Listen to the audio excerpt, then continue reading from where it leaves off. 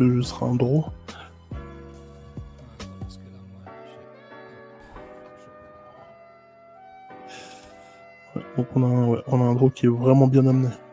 Il est vraiment parce que on a un côté où il y a la pénétration des deux ends et bien sûr tout le monde parce que ils sont le dernier distance n'est vraiment pas avantageux, mais au-dessus de ça, bref. Donc l'attaque décide de jouer un draw. Là où il a travaillé fort, c'est sur le double team. Comment le double team est géré par le nose. Donc ouais, ils sont en 3, donc 3 impressions. Comment c'est géré par le nose, c'est particulièrement bon. Parce qu'il arrive à s'asseoir sous la pression, split le double team et faire le plaqué par la suite. On va avoir un côté vraiment où il commence d'ici, donc il va chercher, il revient à son point, donc il perd pas de distance, s'assoit, termine le jeu. Commence d'un point, chercher la pression, prendre le double team, s'assoit, split et la finale plaqué. C'est particulièrement c'est intéressant à voir pour le front. Sur comment est-ce qu'on veut jouer split ou double team et terminer le jeu parce qu'on est pris par deux O-line. Mais après, ouais. Le draw était pas mal exécuté aussi. Il y avait beaucoup d'ouvertures. Une fois que lui était dépassé, il y avait beaucoup d'ouvertures possibles en fait. C'est ça qui était intéressant. Ah ouais. Je sais pas ce que t'en penses. Bah justement, moi sur mon écran, je vais pouvoir te montrer.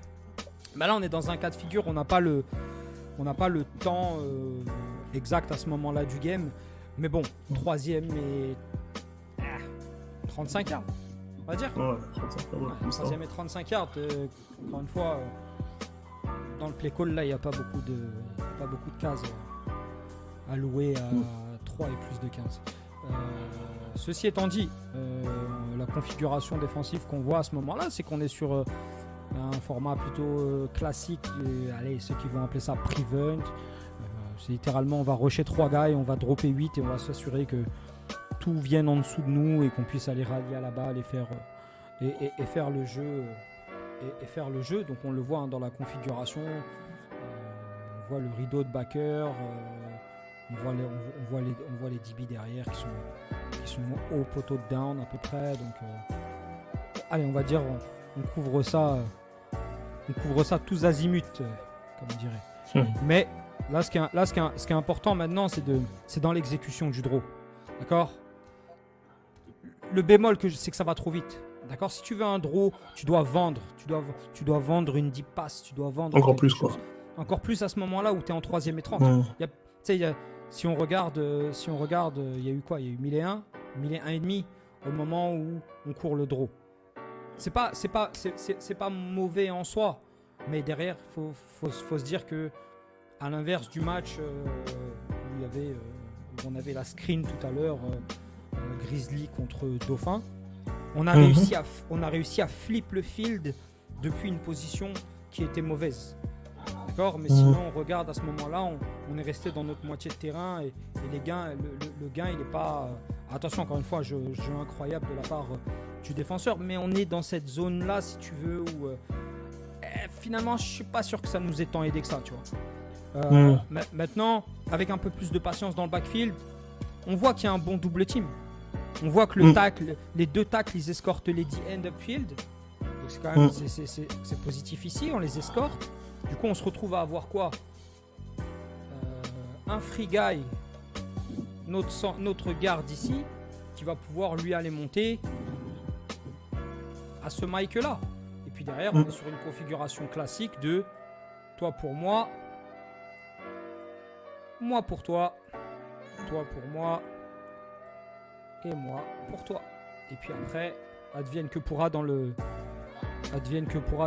backfield. Mais au moins, arrivé à ce niveau-là, un bon playmaker avec la balle dans les mains, j'imagine que le vent en est un.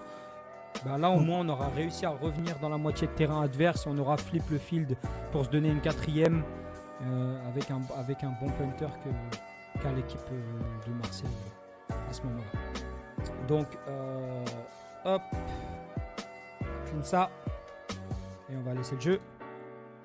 Mais ici, si vous courez un draw et que vous êtes running back, s'il y a cet espace-là, ça ne veut pas nécessairement dire que cette vision-là, c'est la meilleure, tu vois. Par contre, regarde l'espace que tu as ici, il est bien meilleur. Et l'avantage, c'est que tu as un garde qui est free au deuxième niveau. Donc, un peu plus de patience, d'accord ? Hop, un peu plus de patience ici. Et viens chercher ici dans l'open field, d'accord ? Juste, sois un petit peu plus patient et viens chercher le bloc de ton big man downfield. Et là, vous vous retrouvez à 3 pour 3 et tu auras réussi à flip le field d'une situation catastrophique à une situation positive. Mais encore une fois, pourquoi on se retrouve à ça ? C'est parce que derrière, on a un garde qui veut aussi lâcher un peu vite son bloc. Tu vois, on n'a pas pour autant sécurisé notre combo ici, qu'on veut tout de suite monter un peu, si tu veux, avec ce sens de l'urgence là au deuxième niveau, alors que c'est un jeu à longue exécution, un draw. D'accord ? 3 est long, 3 et 35. Va prendre ce que tu peux prendre, mais je pense que tu vois, c'est pas... Il n'y a pas de jeu miracle à ce moment-là du game, mais je pense qu'une meilleure exécution aurait pu au moins donner à Marseille quelque chose d'intéressant pour jouer une quatrième tout aussi long, hein, bien évidemment, mais quelque chose où tu vas être capable de manager un meilleur field position pour l'attaque des ours sur le drive d'après. Donc voilà. Ouais.